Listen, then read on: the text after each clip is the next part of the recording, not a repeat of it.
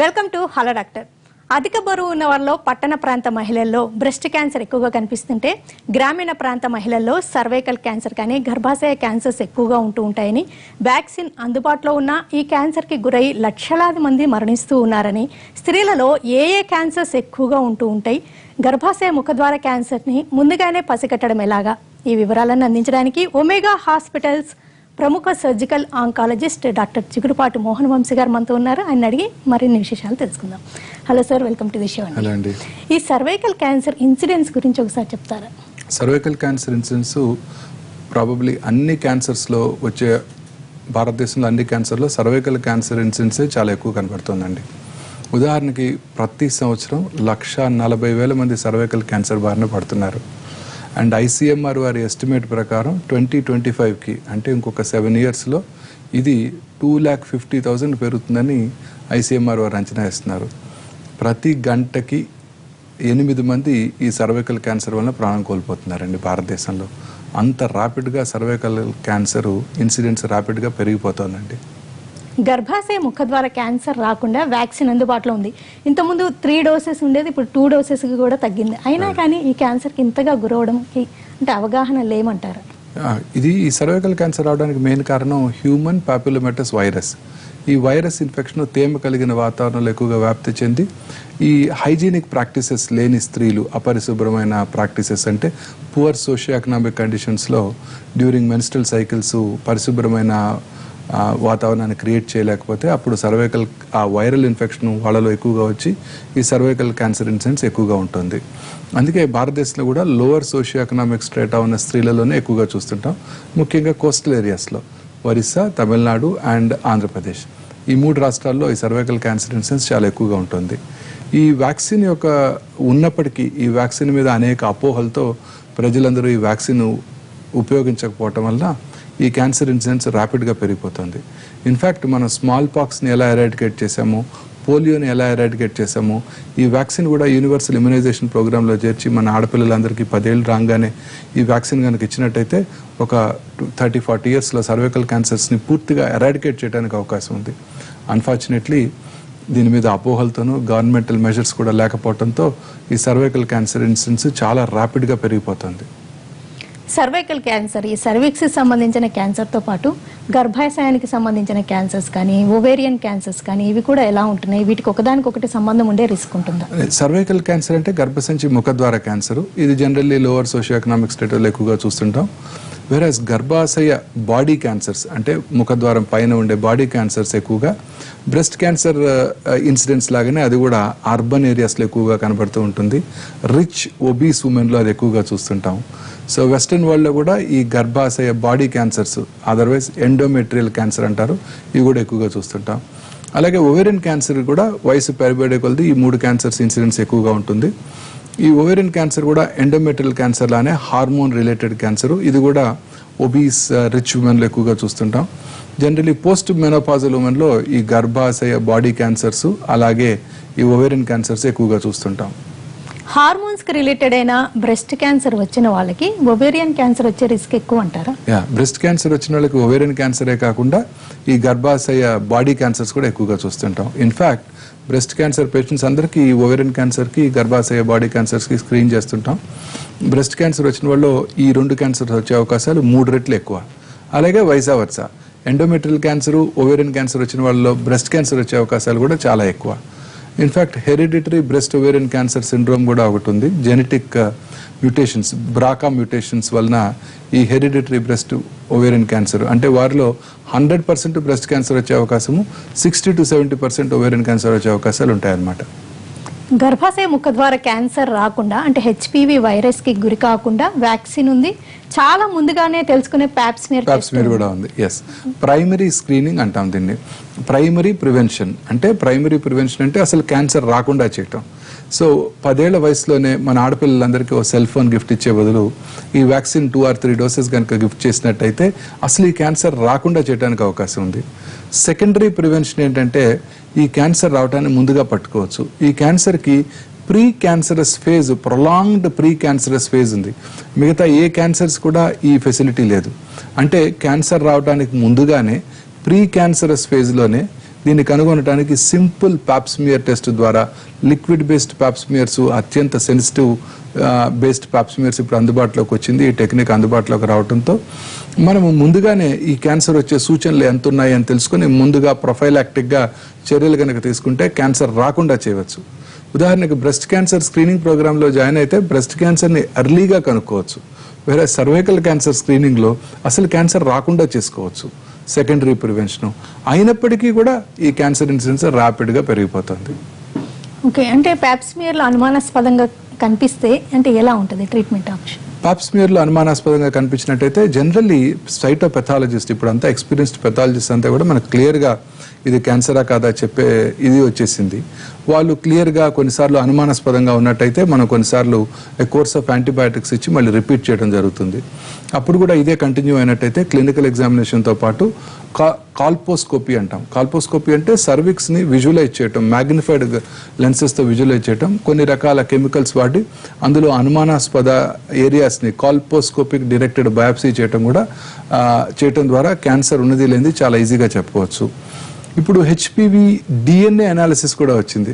తద్వారా మనం ఈ క్యాన్సర్ రావటాన్ని ఇంకా ముందుగా పసిగట్టడానికి, అనుమానాస్పదంగా ఉన్నప్పుడు ఈ టెస్ట్ కూడా చేసి వారికి క్యాన్సర్ ఉందా లేదా తెలుసుకోవడానికి అవకాశం ఏర్పడింది. గర్భాశయ ముఖద్వార క్యాన్సర్ని తొలి దశలో కనుక్కోవడం కష్టమంటారా? అంత డిఫికల్ట్ థింగ్ ఏం కాదండి. కారణం ఏంటంటే ఈ గర్భాశయ ముఖద్వారాన్ని చాలా ఈజీగా లేడీ డాక్టరు వారి ఆఫీస్లోనే పరీక్ష చేయడానికి అవకాశం ఉంది. సింపుల్ క్లినికల్ ఎగ్జామినేషను, పర్స్పెక్యులం ఎగ్జామినేషను, అలాగే పర్వేజనల్ ఎగ్జామినేషన్తో సర్విక్స్ యొక్క నేచరు హార్డ్గా ఉందా, లుక్ ఆఫ్ ఇట్ ఎలా ఉందనేది చాలా ఈజీగా తెలుసుకోగలరు. అలానే ఆఫీస్ ప్రొసీజర్ పాప్స్మియర్ కూడా, అలాగే కాల్పోస్కోపీ కూడా చేయడానికి అవకాశం ఉంది. కానీ మేజర్ ప్రాబ్లం ఏంటంటే స్త్రీలు ఎవరు రెగ్యులర్గా స్క్రీనింగ్ టెస్ట్లకు వెళ్ళరు. సంవత్సరానికి ఒకసారి వారి లేడీ డాక్టర్ని కలిస్తే సరిపోతుంది, ఆంకాలజిస్ట్ని కలవాల్సిన అవసరం లేదు. వారి లేడీ డాక్టర్ని కలిస్తే సరిపోతుంది, ఎవరు వెళ్ళి పరీక్ష చేయించుకోరు. ఈ గర్భాశయ ముఖద్వార క్యాన్సర్ సిమ్టమ్స్ ఏవైతే ఉన్నాయో అంటే just white discharge, foul smelling discharge, bloody discharge, intermenstrual bleeding, post coital bleeding or excessive bleeding during cycles, ఇవన్నీ కూడా చాలా కామన్ సిమ్టమ్స్. ఇతరత్ర కారణాల వల్ల కూడా ఇవి కనిపించవచ్చు. అందువలన స్త్రీలు దీన్ని అశ్రద్ధ చేస్తారు. పెయిన్ ఉండదు, నొప్పి ఉంటే కానీ వాళ్ళందరూ డాక్టర్ దగ్గరికి వెళ్ళరు. నొప్పి లేదు కదా, ఆర్డినరీ వైట్ డిశ్చార్జ్లే, లాస్ట్ ఇయర్ కూడా ఇలానే వచ్చింది, ఇన్ఫెక్షన్ ఉండి ఉంటుంది, డాక్టర్ గారు లాస్ట్ ఇయర్ ఈ యాంటీబయాటిక్స్ ఇచ్చారా వేసుకుందాం అనుకుంటారే తప్ప మళ్ళీ ఒకసారి వెళ్ళి చూపించుకుందాము, వేరే ఇతరత్ర ఏమైనా ప్రాబ్లం ఉందా అని ఎవరూ ఆలోచించరు. అందువల్లనే గర్భసంచి ముఖద్వార క్యాన్సర్ని మనం అందరం కూడా చాలా లేట్ స్టేజెస్లో చూస్తున్నాం. ఎంతగా అవేర్నెస్ క్రియేట్ చేసినప్పటికీ ఇప్పటికీ కూడా 100కు 70 మంది స్త్రీలు ఆపరేషన్ చేసే స్టేజ్ దాటిపోయిన తర్వాతనే డాక్టర్ దగ్గరికి రావడం జరుగుతుంది. ఈ క్యాన్సర్ వ్యాక్సిన్ వేయించుకున్న వాళ్ళు నిర్భయంగా ఉండొచ్చు అంటారా? వాళ్ళ లైఫ్ టైంలో రాదు అన్న భయం లేకుండా ఉండొచ్చు? యా, డెఫినెట్ అండి. ఫస్ట్ ఫోర్మోస్ట్ థింగ్ ఏంటంటే అసలు ఈ గర్భాశయ ముఖద్వార క్యాన్సర్ రావడానికి కారణం human papillomatous viral infection. Repeated viral infections వలన ఈ సర్వైకల్ క్యాన్సర్ ఎపిథీలియం క్యాన్సర్గా మార్పు చెందుతుంది. ఆ రిపీటెడ్ వైరల్ ఇన్ఫెక్షన్స్ రావటానికి కారణం ఏంటంటే అపరిశుభ్రమైన వాతావరణం, క్లీన్లీనెస్ లేకపోవటం. ఈ వ్యాక్సిన్ కనుక ఇచ్చినట్టయితే ముందుగా అంటే చిన్నప్పుడే అసలు వైరల్ ఇన్ఫెక్షన్ రాకముందే 10 to 12 yearsలోనే వ్యాక్సిన్ కనుక ఇచ్చినట్టయితే వాళ్ళలో ఇమ్యూనిటీ డెవలప్ అవుతుంది, యాంటీబాడీస్ డెవలప్ అవుతాయి. సో దట్ ఫ్యూచర్లో రిపీటెడ్ వైరల్ ఇన్ఫెక్షన్ రాకుండా చేసుకోవడానికి అవకాశం ఉంటుంది. అందువలన ప్రైమరీ ప్రివెన్షన్ ముందుగా అర్లీ ఏజ్లో కనుక వ్యాక్సిన్ ఇచ్చినట్టయితే ఖచ్చితంగా ఆ క్యాన్సర్ రాకుండా ఉంటుంది. వేరే లేట్ ఏజెస్లో అంటే 20 తర్వాత 30 years తర్వాత ఆల్రెడీ కొన్నిసార్లు ఇన్ఫెక్షన్ వచ్చేసి ఉంటుంది ఆ టైంకి. ఆ తర్వాత కనుక వ్యాక్సిన్ తీసుకున్నట్టే అప్ టు 46 ఈ వ్యాక్సిన్ తీసుకోవచ్చు. ఆ తర్వాత కనుక వ్యాక్సిన్ తీసుకున్నట్టయితే వారు పాప్స్మియర్ టెస్ట్ కూడా చేయించుకోవాల్సి ఉంటుంది. ఇన్సిడెంట్స్ తగ్గుతుంది, బట్ వాళ్ళలో వచ్చే అవకాశాలు తగ్గుతాయి. ఖచ్చితంగా 100% రాదని చెప్పలేం కాబట్టి వాళ్ళు ఈ సింపుల్ పాప్స్మియర్ టెస్ట్ కూడా చేయించుకోవడం ద్వారా ఆ క్యాన్సర్ రావటాన్ని ముందుగా పసిగట్టవచ్చు. అందుకే ఈ మధ్య కొన్ని క్లినికల్ ట్రయల్స్ జరుగుతున్నాయి. ముందుగా బాయ్స్కే ఈ వ్యాక్సిన్ ఇచ్చేస్తే వాళ్ళు ఆడవాళ్ళని ఇన్ఫెక్ట్ చేయకుండా ఉండడానికి అవకాశం ఉంటుంది. సో ఆ డైరెక్షన్లో కూడా క్లినికల్ ట్రయల్స్ జరుగుతున్నాయి. ప్యాప్స్మియర్ టెస్ట్ ఒకసారి చేయించుకున్నాక నెగిటివ్ వచ్చాక మళ్ళీ కొంత గ్యాప్ తర్వాత చేయించుకోవాల్సి ఉంటుంది అంటారు? Generally once they become sexually active once in a year for 3 years, after that once in 3 years అని అంటూ ఉంటారు వెస్టర్న్ కంట్రీస్లో. బట్ మన దేశంలో మాత్రం స్టాండర్డ్ గైడ్లైన్స్ లేనప్పటికీ కూడా సంవత్సరానికి ఒకసారి ప్యాప్స్మియర్ టెస్ట్ చేయించుకోవడం ద్వారా ఈ క్యాన్సర్ రావడాన్ని డెఫినెట్గా ముందుగా పసిగట్టవచ్చు. కొంతమంది స్త్రీలు తరచుగా గైనిక్ ఇన్ఫెక్షన్స్కి లేకపోతే యూరినరీ ట్రాక్ ఇన్ఫెక్షన్స్కి గురవుతూ ఉంటారు కదండి, వాళ్ళకి ఈ క్యాన్సర్ వచ్చే రిస్క్ ఎక్కువ అని అనుకోవచ్చా? అంటే రిపీటెడ్ ఇన్ఫెక్షన్స్, ఈ రిపీటెడ్ ఇన్ఫెక్షన్సే ఈ క్యాన్సర్ రావడానికి మెయిన్ కారణం. యూరినరీ ఇన్ఫెక్షన్ కాదని రిపీటెడ్ వెజనల్ ఇన్ఫెక్షన్స్, ఈ వెజనల్ అంటే రిపీటెడ్ వెజనల్ ఇన్ఫెక్షన్స్ వస్తున్నాయంటేనే హైజీన్ మెయింటైన్ చేయటం లేదని అర్థం. సో వాళ్ళలో ఈ క్యాన్సర్ వచ్చే అవకాశాలు ఎక్కువగా ఉంటాయి. సో అందుకే వాళ్ళు తప్పనిసరిగా వ్యాక్సిన్ తీసుకోవటం చాలా ఇంపార్టెంట్. ఆల్రెడీ లేట్ ఏజ్లో వ్యాక్సిన్ తీసుకున్న ఈ క్యాన్సర్ నుంచి ప్రొటెక్షన్ ఉంటుందంటారు? డెఫినెట్గా ప్రొటెక్షన్ ఉంటుంది, బట్ అబ్సల్యూట్ 100% ప్రొటెక్షన్ ఉండదు. అంటే ఆల్రెడీ అంతకుముందే చాలాసార్లు ఇన్ఫెక్షన్ వచ్చినట్టయితే మళ్ళీ జబ్బు వచ్చే అవకాశం ఉంటుంది. So up to 46 we advocate them to take this vaccine. However వారు పాప్స్మియర్ టెస్ట్ కూడా చేయించుకోవాల్సి ఉంటుంది. Short break తీసుకుందండి. బ్రేక్ తర్వాత స్త్రీలలో వచ్చే ఈ గర్భాశయ ముఖద్వార క్యాన్సర్ కానీ గర్భాశయానికి సంబంధించిన అండాశయాలకు సంబంధించిన క్యాన్సర్స్కి తొలి దశలో ట్రీట్మెంట్ ఆప్షన్స్ ఎలా ఉన్నాయి, సర్జరీలో వచ్చిన లేటెస్ట్ డెవలప్మెంట్స్ అంటే డిస్కస్ చేద్దాం. ఇప్పుడు హలో డాక్టర్లో స్త్రీలలో వచ్చే క్యాన్సర్స్, గర్భాశయానికి సంబంధించిన క్యాన్సర్స్, సర్వైకల్ క్యాన్సర్స్ని ముందుగానే గుర్తించడం ఎలాగా, ట్రీట్మెంట్స్ వివరాలు తెలుసుకుంటున్నాం. ఈ క్యాన్సర్స్ని తొలి దశలో గుర్తించితే ట్రీట్మెంట్స్ ఎలా ఉంటాయి అంటారు? బేసికలీ ఈ క్యాన్సర్ అన్ని కూడా అర్లీగా మనం జనరల్లీ ఈ క్లినికల్గా ఈ క్యాన్సర్ డయాగ్నోస్ చేశాక బయాప్సీ చేసి కన్ఫర్మ్ చేసి ఎంఆర్ఐ స్కాన్ కానీ సిటీ స్కాన్ చేసి ఈ గర్భసంచి ముఖద్వార క్యాన్సర్ గర్భసంచి ముఖద్వారానికే పరిమితమై ఉందా, శరీరంలో గర్భసంచి ముఖద్వార పక్కన ఉన్న పారామెట్రియం కానీ లింఫ్ నోడ్స్ కానీ పాకిందా తెలుసుకోవడం జరుగుతుంటుంది. అర్లీగా డయాగ్నోస్ చేసినట్టయితే స్టేజ్ 1 స్టేజ్ 2 కనుక డయాగ్నోస్ చేసినట్టయితే రాడికల్ సర్జరీ, రాడికల్ హిస్టెక్టమీ, గర్భసంచిని ఆ తర్వాత అది ఎక్కడికైతే పాకటానికి అవకాశం ఉందో లింఫ్ గ్లాండ్స్ అన్నిటిని పూర్తిగా తీసివేయడం ద్వారా 100% క్యూర్ చేయడానికి అవకాశం ఉంటుంది ఎర్లీగా, ఎస్పెషల్లీ స్టేజ్ 1లో మనం కనుక్కున్నప్పుడు. ఈ మధ్యకాలంలో ఈ క్యాన్సర్ సర్జరీస్ అన్నీ కూడా ఇంతకు ముందులాగా పెద్దగా కోతగోసి సర్జరీ చేయకుండా మినిమల్లీ ఇన్వేసివ్ పద్ధతిలో, కీహోల్ పద్ధతిలో ఈ సర్జరీ చేయడం జరుగుతుంది. కీహోల్ పద్ధతిలో 3 or 4 కీహోల్స్ ద్వారా ఈ సర్జరీ కనుక మనం నిర్వహించినట్టయితే హై డెఫినేషన్ ఇమేజ్ 1 కెమెరాని మనం అబ్డామిన్లో పెట్టి వాటిని ఇన్స్పెక్ట్ చేసినట్టయితే పెద్ద స్క్రీన్ మీద 10 to 16 times మ్యాగ్నిఫైడ్ ఇమేజ్ని మనం చూడటానికి అవకాశం ఉంటుంది.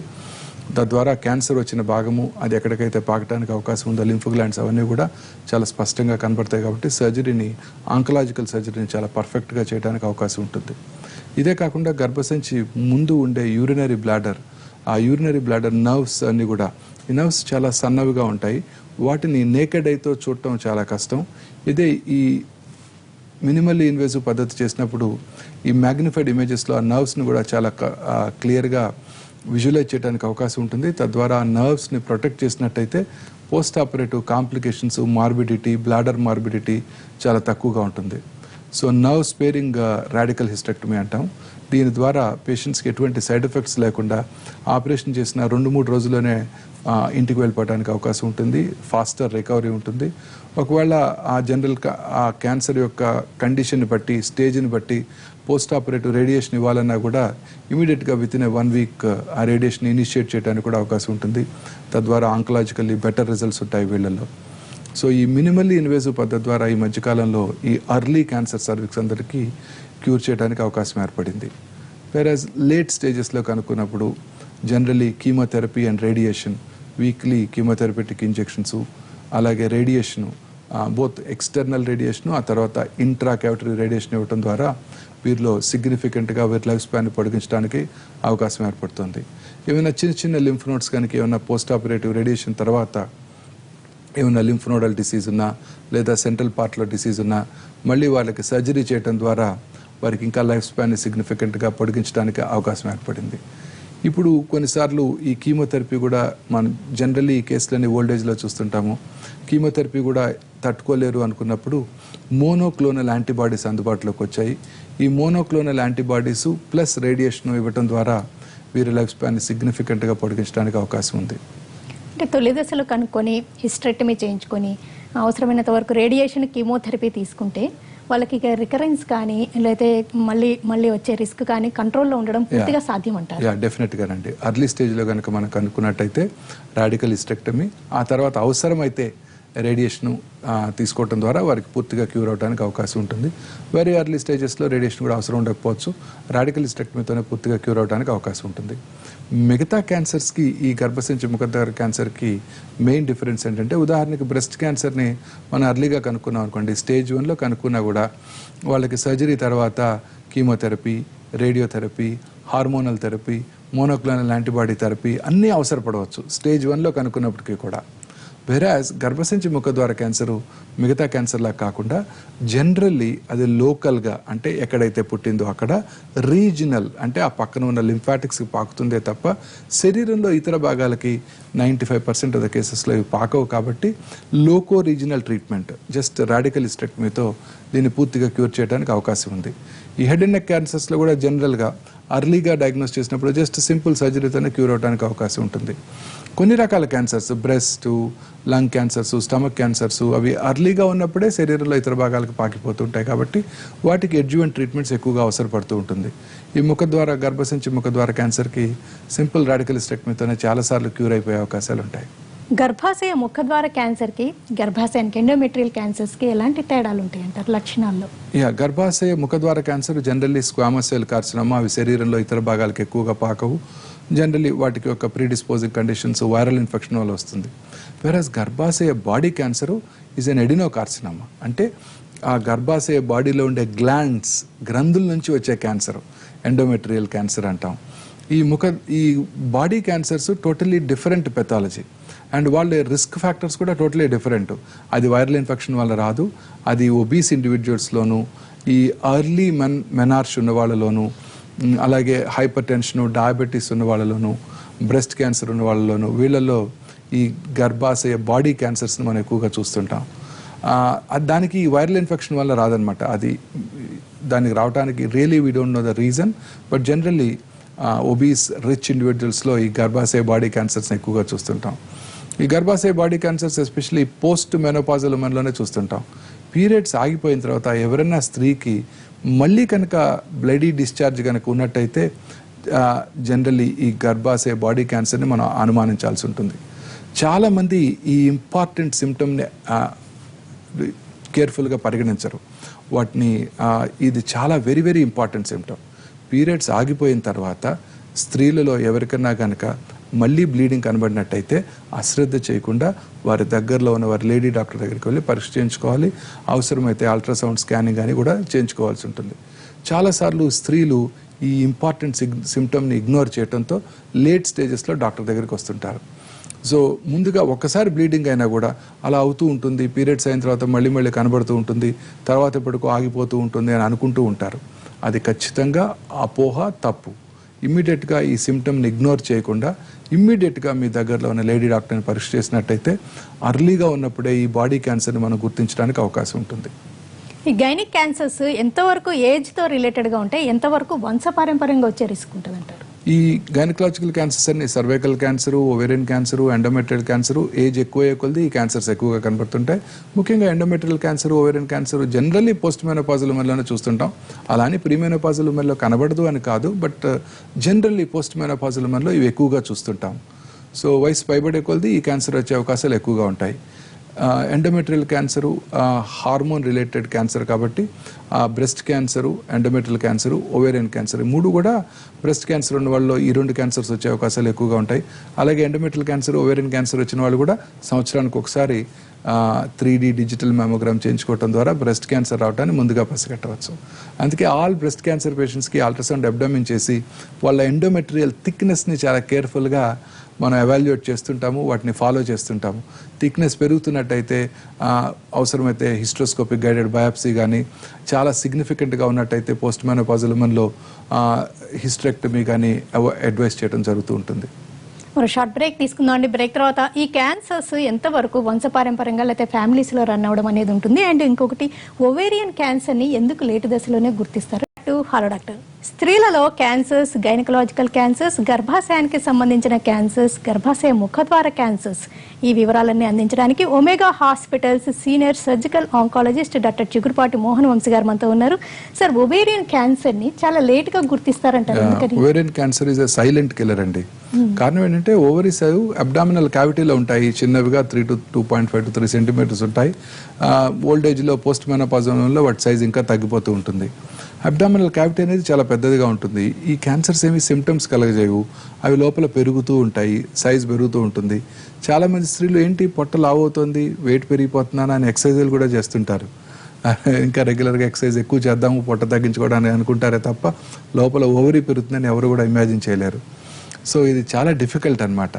అందుకే ఈ ఫ్యామిలీ హిస్టరీ ఉన్నవాళ్ళు, ఎస్పెషలీ బ్రెస్ట్ క్యాన్సర్ కానీ ఎండోమెట్రియల్ క్యాన్సర్ ఫ్యామిలీ హిస్టరీ ఉన్నవాళ్ళు, రిచ్ ఉమెన్ కూడా, అంటే it's not a screening protocol. సంవత్సరానికి ఒకసారి వారి లేడీ డాక్టర్ దగ్గరికి వెళ్ళటం, ఒకసారి పాప్స్మియర్ చేయించుకోవటం, ఒకసారి simple ultrasound is a very safe test, ఒకసారి అల్ట్రాసౌండ్ అబ్డామిన్ చేయించుకోవటం. మన శరీరంలో ఎటువంటి మార్పు వచ్చినా, అంటే లోవర్ అబ్డామినల్ ఫుల్నెస్ రావటం, లోవర్ అబ్డామినల్ డ్రాగింగ్ పెయిన్ ఉండటం, ఇలాంటి ఏమున్నా కూడా వెంటనే ఒకసారి దగ్గరలో ఉన్న లేడీ డాక్టర్ని కలిసి ఒకసారి క్లినికల్ ఎగ్జామినేషన్, అల్ట్రాసౌండ్ చేయించుకోవడం ద్వారాగానే ఈ క్యాన్సర్ని మనం ఎర్లీగా గుర్తించడానికి అవకాశం ఉంటుంది. ఎవరు వెళ్ళరు, అందుకని అందరూ లేట్గా వస్తుంటారు. చాలాసార్లు అంటే 90% ఆఫ్ ద కేసెస్ మన క్లినికల్ ప్రాక్టీస్లో పొట్టంతా ఉబ్బిపోయి నాకేం బాధ లేదండి, జస్ట్ ఒక 4 రోజులుగా పొట్ట ఉబ్బిపోతుంది అంటారు. లోపల ఆ ట్యూమర్స్ అలా పెరుగుతూ ఉంటాయి. పెరగటమే కాకుండా అబ్డామినల్ క్యావిటీలో ఉన్న రెస్ట్ ఆఫ్ ద ఆర్గన్స్కి పాకిపోతుంటాయి. ఒవేరియన్ క్యాన్సర్ యొక్క స్ప్రెడ్ ఎలా ఉంటుందంటే ఆ రక్తనాళాల ద్వారా శరీరంలో ఇతర భాగాలకు పాకదు, కానీ ఓవరీ యొక్క సర్ఫేస్ నుంచి ఆ సెల్స్ ఆ అబ్డామినల్ క్యావిటీలోకి స్ప్రెడ్ అయ్యి అబ్డామినల్ క్యావిటీలో ఉన్న మిగతా ఆర్గన్స్, ఇంటెస్టైన్స్ మీద డిపాజిట్స్ వస్తుంటాయి. ఒమెంటమ్ అని ఒక ఫ్యాట్ లేయర్ ఉంటుంది, ఆ ఒమెంటమ్ మీద డిపాజిట్స్ వస్తుంటాయి. వాటర్ ఫార్మేషను, ఎసైటిస్, చాలాసార్లు ఉబ్బిపోయి స్టేజ్ 3లో డాక్టర్ దగ్గరికి రావడం జరుగుతుంది. 90% ఆఫ్ ద కేసెస్లో ఇలానే వాళ్ళందరూ కూడా డాక్టర్ దగ్గరికి వస్తుంటారు. ఈ పోస్ట్ మెనోపాజల్తో పాటు ఇంటర్మిటెంట్ గా కూడా కొంతమంది కనిపిస్తుంటుందండి, అది కూడా డేంజరస్ అంటారా? ఎనీ మెన్స్ట్రల్ డిస్టర్బెన్సెస్ ఇమ్మీడియట్గా డాక్టర్ అటెన్షన్కి తీసుకెళ్లాలండి. Intermenstrual bleeding, post coital bleeding, excessive bleeding during menstrual cycles ఎప్పుడు కూడా ఇగ్నోర్ చేయకూడదండి. ఓకేనండి డాక్టర్ మోహన్ వంశీ గారు, స్త్రీలలో ఏ క్యాన్సర్స్ ఎక్కువగా ఉంటూ ఉంటాయి, గర్భాశయానికి సంబంధించిన క్యాన్సర్స్, గర్భాశయ ముఖద్వార క్యాన్సర్స్, అండాశయాలకు సంబంధించిన క్యాన్సర్స్, వీటిని తొలి దశలో గుర్తించడం ఎలాగా, స్క్రీనింగ్ టెస్టులు ఏవేవి ఉన్నాయి, తొలి దశలో గుర్తిస్తే ట్రీట్మెంట్స్, సర్జరీస్లో వచ్చిన లేటెస్ట్ డెవలప్మెంట్స్, ఈ వివరాలన్నీ అందించినందుకు థ్యాంక్స్ ఇలా. ఇది ఇవాల్టి హలో డాక్టర్.